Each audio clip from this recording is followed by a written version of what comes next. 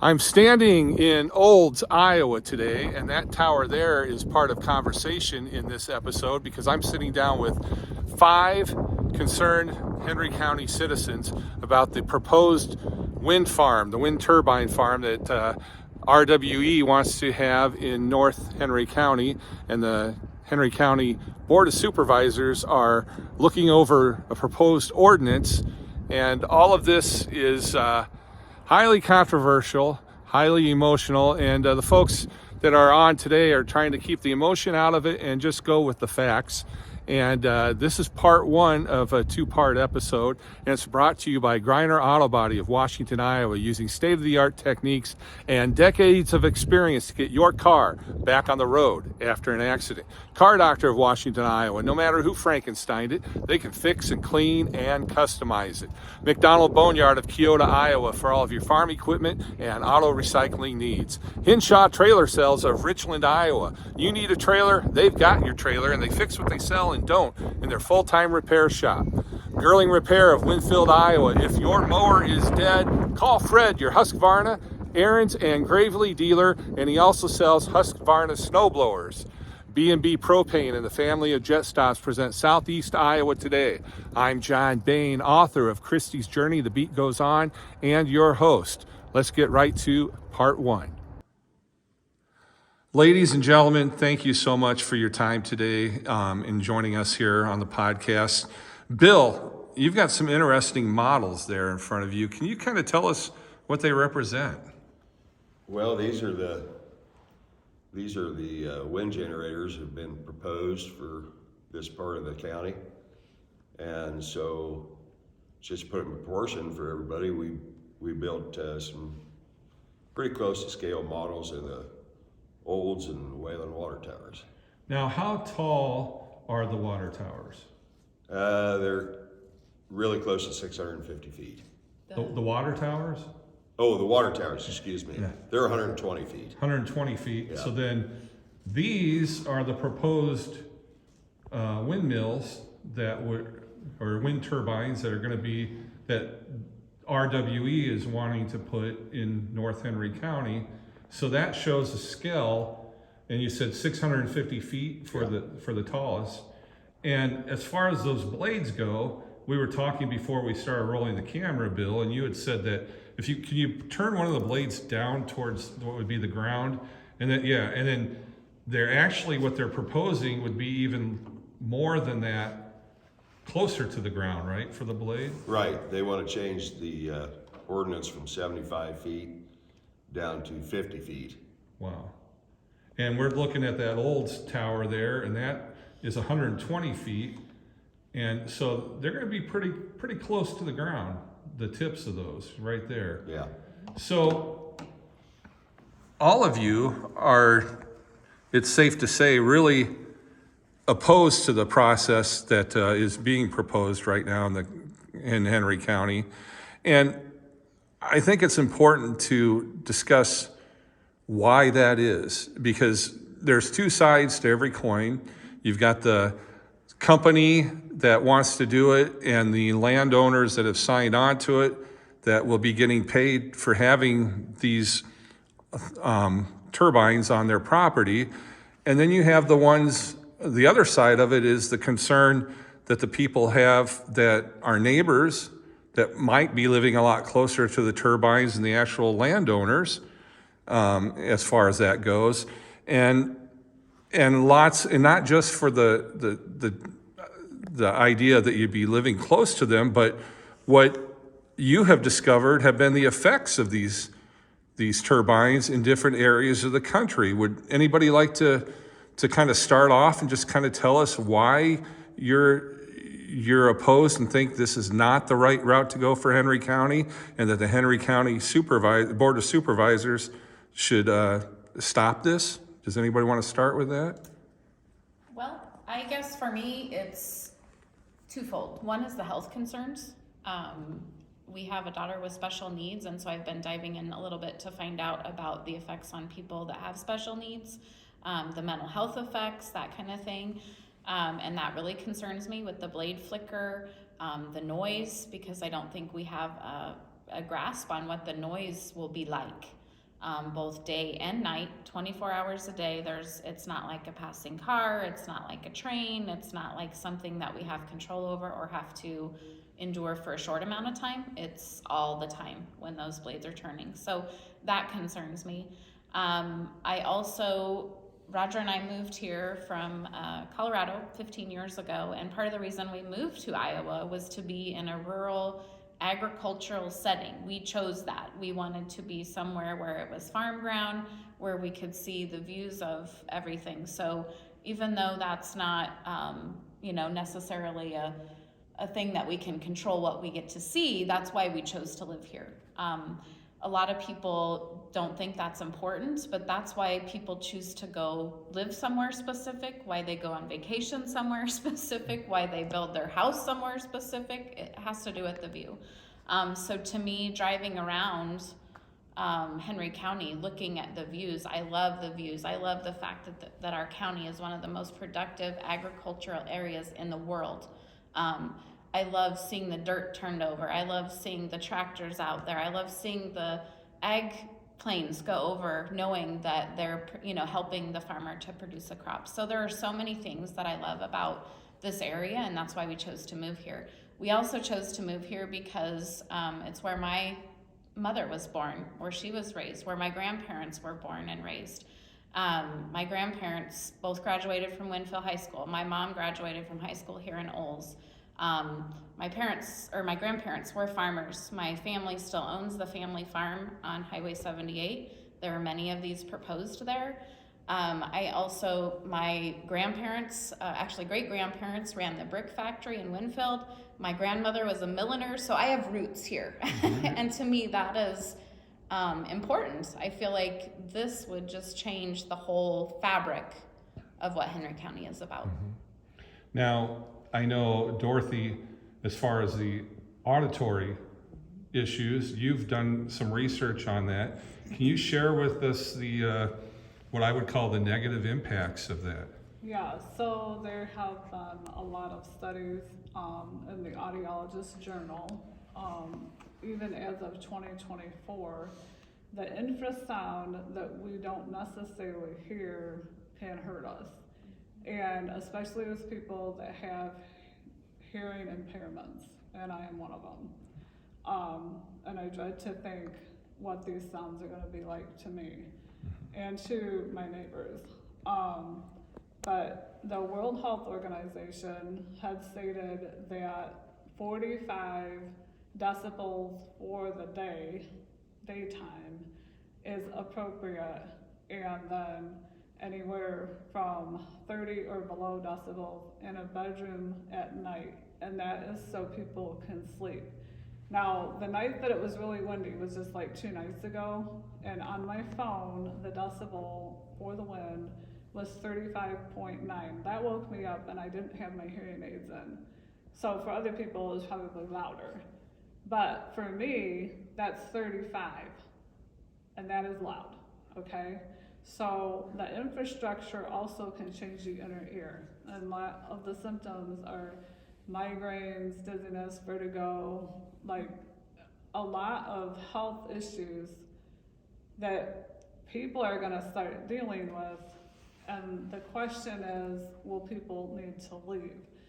So from the studies that I read, like there's some in Michigan and other states, but the couple in Michigan actually left their home near Ludington on Lake Michigan. The turbine was 425 feet in the air, and she was getting sick. She had hearing impairments. But whenever they left, she got better. And then when she'd come back, she'd be sick again.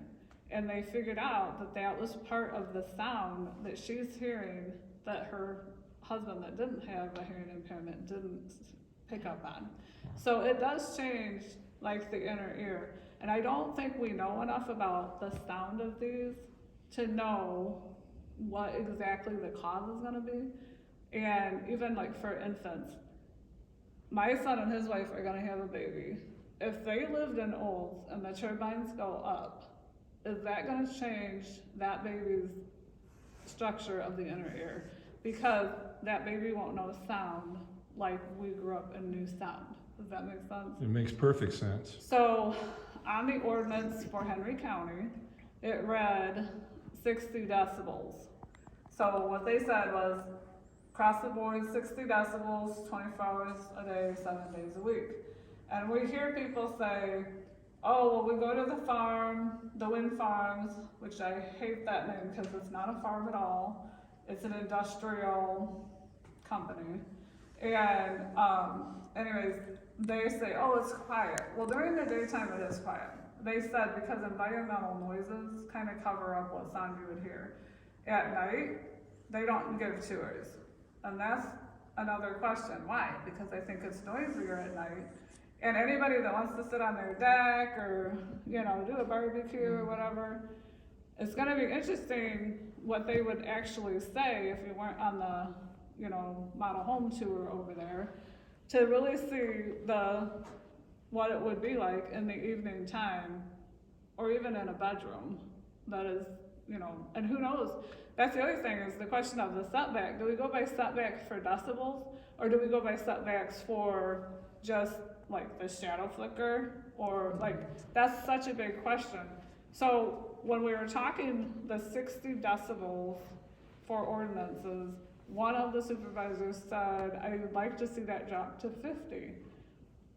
Okay, well, at least it's a drop, but to me it's not enough, because that's 50 that you're not hearing every day, and now we're gonna hear it 24/7.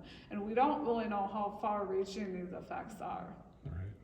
The thing I've noticed too with the sound is we live 4 miles from the railroad tracks. And the other night, I thought Roger was outside honking one of his train horns that he's wanting to put on his truck.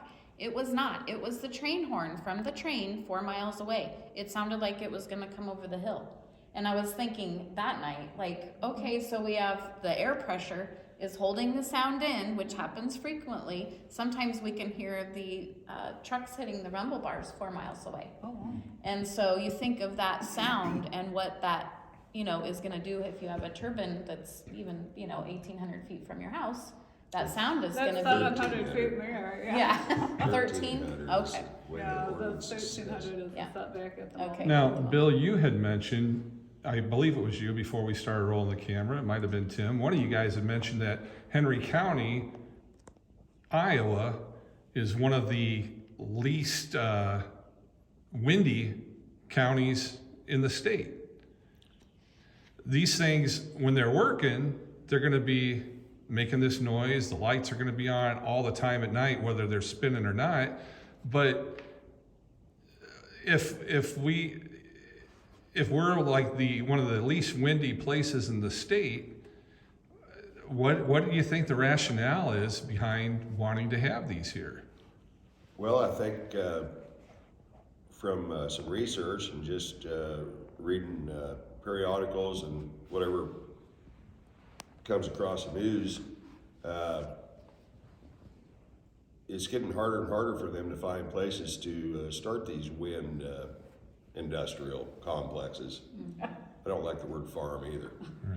I farm, and this is not farming.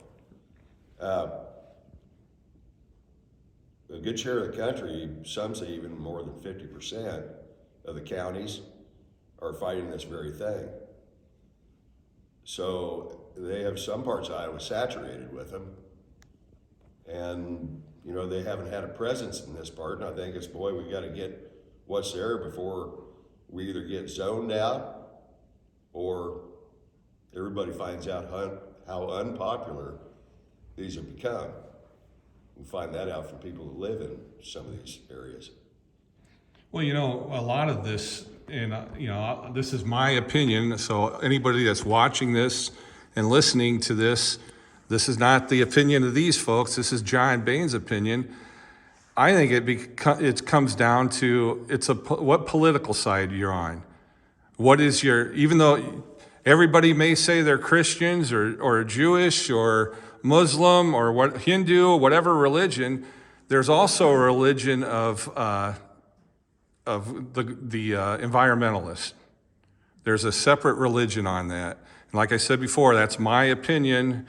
But how are you going to get folks? And then that environmentalist side becomes political, and it leans. you're either left or right of center on these things. And when you turn things political, there's such a division. And people, we went through a pandemic and they say, follow the science.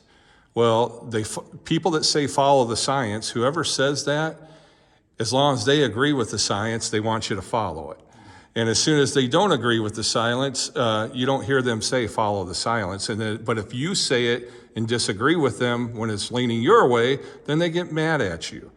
How do we get past all of that kind of clutter and division to get the simple point across one way or another that these are either good or bad? I think we're linking arms with both sides. I don't Yes. think that this is a political battle. No, it's not. I thought that somewhat in the beginning of this also, but I found out that this crosses political lines from one extreme to the other. Yeah. And that, Well, that gives me hope for a lot of things. yes, it is. It's, but, I think all of us here agree that we think our alternative energy is fine. But it seems to be exploited for political reasons, but those political reasons are more than just the United States. This is worldwide. It's definitely worldwide. This company that wants to come in is from Germany. I'm also seeing too, what makes me happy about what I'm seeing and what people are saying and who is speaking up is that it is covering not only, it has nothing to do with political lines, it also crosses generations, young people at some of the meetings, older people, like all generations, all walks of life, people that live in town, people that live in the country, people that live in the small towns versus, Mount Pleasant being the bigger town. So that to me shows that it's not an isolated group of people that's against this. I think the more people learn about it, because honestly, until this came on my radar in January, I didn't really think about it. I mean, I've driven through wind farms all over. When we're driving to Colorado, we see a lot of them across Iowa, and so I never really thought about it. But the more you dig into it and find out about what's going on in places where these have been approved and gone up, and then researching the effects, I think it's really bringing everybody together. So I appreciate that we are seeing unity. Well, it's definitely a living experience of a representative republic, which is what the United States is. We've got citizens, we've got representatives that have been put in by election to represent all of us in the county, and you're exercising your truly American right and privilege to have these discussions. So what I want to do at this time, I had wanted to do this in two separate parts. I'm going to wrap up this podcast as part one, and I'm going to encourage everybody to look for part two, and we will start that in just a moment, and we'll end this segment right here. And I thank you all. Thanks, John. Lots of important information in this first part episode, the first of two-part episode. We will have part two coming up. Stay tuned for it. You can watch it all on YouTube and Spotify, and you can listen pretty much anywhere podcasts are available. And this episode is brought to you by Griner Auto Body, Car Doctor, Hinshaw Trailer Sales, McDonald Boneyard, Girling Repair, B&B Propane, and the family of Jet Stops. I'm your host, John Bain. Stay friendly, Southeast Iowa.